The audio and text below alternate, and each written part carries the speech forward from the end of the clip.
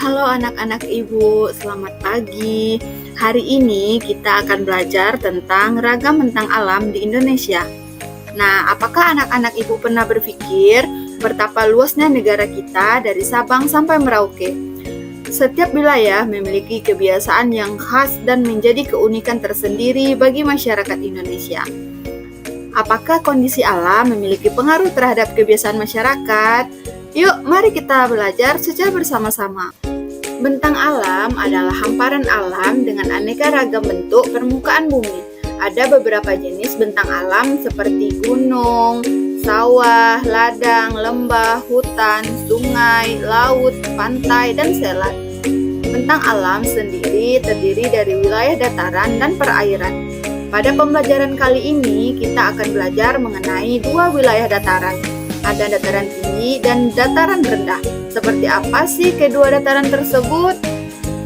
Dataran rendah menyediakan tempat bagi manusia, misalnya untuk bertani dan bertempat tinggal. Dataran rendah banyak terdapat di daerah pesisir, sementara dataran tinggi di pergunungan. Dataran rendah di Indonesia terdapat di pantai timur Sumatera, pantai Jawa Utara, pantai selatan Kalimantan, Papua bagian barat dan selatan, serta daerah hilir sungai-sungai besar. Dataran tinggi selalu menarik perhatian karena udaranya sejuk dan hasil pertaniannya yang khas. Dataran tinggi banyak terdapat di dekat pergunungan, misalnya Dataran Tinggi Dieng di Jawa Tengah, Dataran Tinggi Gayo di Aceh, Dataran Tinggi Karo di Sumatera Utara, Dataran Tinggi Toraja di Sulawesi Selatan. Dataran ini biasanya subur sehingga penduduknya sangat padat. Nah, selanjutnya kita akan mempelajari tentang ragam bentang alam yang ada di Indonesia. Yang pertama yaitu ada pergunungan. Apa itu pergunungan? Pergunungan adalah wilayah yang sangat tinggi dan memanjang, terbentuk dari kumpulan gunung atau bukit yang banyak. Pergunungan biasanya memiliki tanah yang tinggi dari permukaan laut. Ciri-ciri dari pergunungan yang pertama, letaknya tinggi dari permukaan laut. Yang kedua, udara sejuk dan dingin terutama di malam hari. Yang ketiga, banyak terdapat gunung, bukit, dan hutan. Tanahnya subur sehingga cocok untuk menanam sayuran.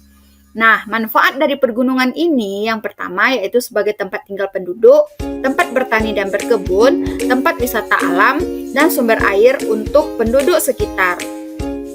Nah, jenis-jenis profesi pekerjaan di daerah pergunungan ini apa aja sih? Yang pertama yaitu ada petani, di mana mereka menanam sayur, buah-buahan, teh, kopi, dan kentang. Karena tanahnya yang subur, hasilnya bisa sangat bagus.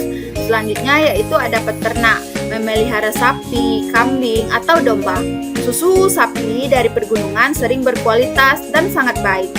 Selanjutnya yaitu pedagang atau berdagang, menjual hasil pertanian seperti wortel, kubis, stroberi, teh, dan lainnya.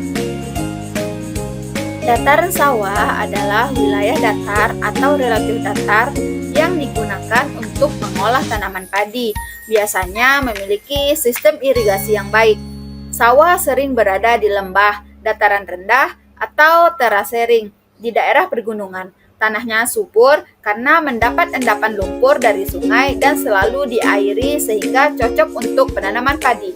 Ciri-ciri dataran sawah yang pertama yaitu tanah subur dan lembab, memiliki sistem pengairan atau irigasi, digunakan untuk budidaya padi, terletak di dataran rendah atau terasering. Nah, selanjutnya yaitu ada pantai. Pantai adalah batas antara daratan dan laut.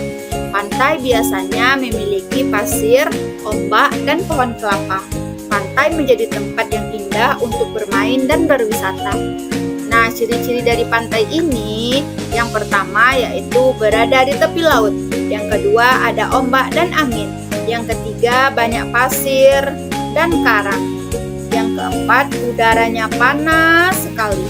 Selanjutnya ada juga perahu nelayan yang sering ada di tepi-tepi pantai. Nah, di dekat pantai ini biasanya orang-orang atau penduduk sekitar itu umumnya bekerja sebagai nelayan, di mana mereka menangkap ikan di laut menggunakan perahu dan jaring. Hasilnya mereka jual ke pasar. Selanjutnya ada juga mereka yang berprofesi sebagai petani garam, di mana mereka membuat garam dari air laut yang dijemur sehingga menjadi kristal garam. Selanjutnya ada hutan. Hutan adalah ekosistem yang didominasi oleh pepohonan dan tumbuhan lain yang hidup bersama dengan hewan, tanah, air, serta mikroorganisme. Hutan menjadi rumah bagi banyak jenis makhluk hidup dan memiliki peran penting bagi keseimbangan alam. Fungsi dari hutan yang pertama yaitu penghasil oksigen O2, pohon menyerap karbon dioksida dan menghasilkan oksigen melalui proses fotosintesis. Yang kedua yaitu sebagai habitat makhluk hidup. Yang ketiga yaitu sebagai pengatur iklim. Selanjutnya yaitu berfungsi sebagai melindungi tanah dan air. Jenis-jenis hutan yaitu ada hutan hujan tropis, di mana banyak ditemukan di daerah tropis seperti Indonesia. Ada juga hutan mangrove, yaitu tumbuh di daerah pesisir melindungi pantai dari abrasi. Ada juga hutan sabana, didominasi rerumputan dengan sedikit pohon. Dan ada juga hutan pegunungan, terletak di daerah tinggi dengan suhu lebih rendah. Nah, selanjutnya yaitu adalah danau. Danau adalah kumpulan air yang luas yang berada di tengah daratan. Air danau berasal dari hujan, sungai, atau mata air. Bentuk danau biasanya alami, yaitu terbentuk oleh alam, dan juga ada yang buatan atau dibuat oleh manusia. Nah, ciri-ciri dari danau yang pertama yaitu berisi air yang banyak dan luas. Yang kedua yaitu airnya tenang, tidak berombak seperti air laut. Yang ketiga, terletak di daratan, bukan di tepi laut, dan juga terdapat banyak sekali ikan air tawar. Nah, selanjutnya yaitu mayoritas penduduk di sekitaran danau mereka bekerja sebagai nelayan. Mereka menangkap ikan air tawar di danau dengan perahu dan jaring. Contohnya seperti ada ikan nila, ikan mujair, atau bahkan ikan lele. Nah, selanjutnya yaitu bekerja sebagai peternak ikan, memelihara ikan di keramba jaring apung di atas danau untuk dijual ke pasar. Selanjutnya yaitu ada juga sebagai pedagang. Mereka menjual hasil tangkapan ikan dan juga hasil dari bertani sayuran dan buah-buahan, kemudian mereka jual kepada masyarakat dan wisatawan. Nah, selanjutnya yaitu ada sungai. Sungai adalah aliran air yang mengalir dari tempat tinggi menuju tempat yang lebih rendah. Biasanya berakhir di danau, rawa, atau air laut.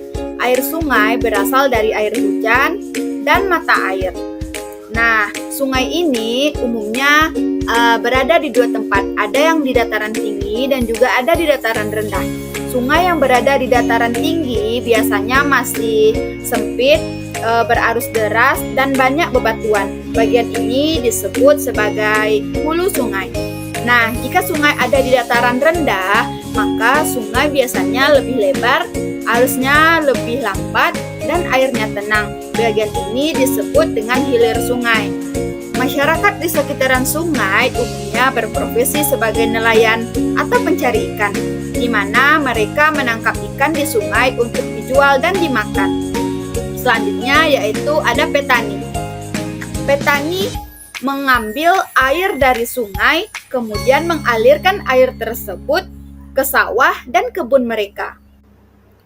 Demikian pembelajaran kali ini. Terima kasih sudah belajar bersama hari ini. Tetap semangat dan jangan lupa terus berlatih. Sampai jumpa di pembelajaran berikutnya.